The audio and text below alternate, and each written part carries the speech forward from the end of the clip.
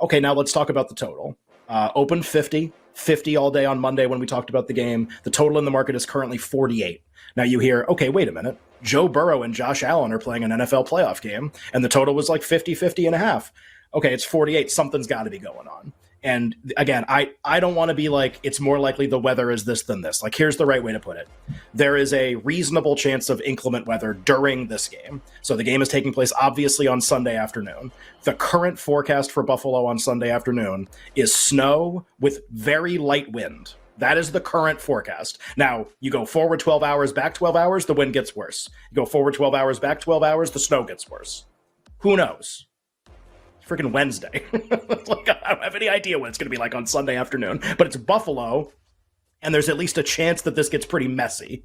So just keep that in mind. Like, if you're, for example, markets that you would be thinking about, let's say, and you would have gotten totally burned with this for Seattle, San Francisco, by the way, which means like you kind of have to know before you make the bet what it's going to be. Let's say it's brutal. Okay.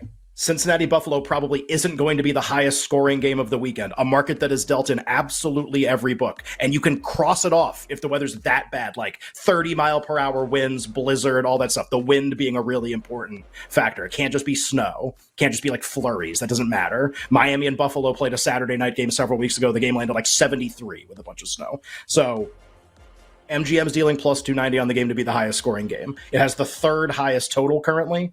Actually, it's kind of like the same as Giants-Eagles since that total got bet up a little bit. So Giants-Eagles in that game have low. So, but again, as an outlier, you can kind of cross it off once you know the wind is brutal. If it's never brutal, can't cross it off.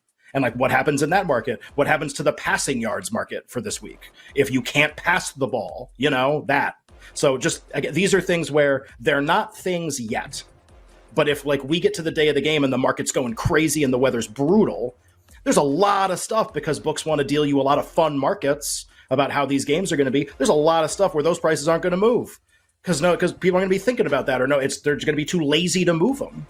But you got to know it's bad. That's the lesson of Seattle, San Francisco. It's not that the weather was wrong or like you should have waited to make the bet. People who bet weather early in the week got really good closing line value on that game. Like they won, even if the game went over. They won because they got closing line value on their bet. So that's not the lesson. The lesson is like, if you're going to bet these other markets, you have to be sure it's going to be bad. Brock Purdy very well could have had the most passing yards, like by a whisker over Josh Allen.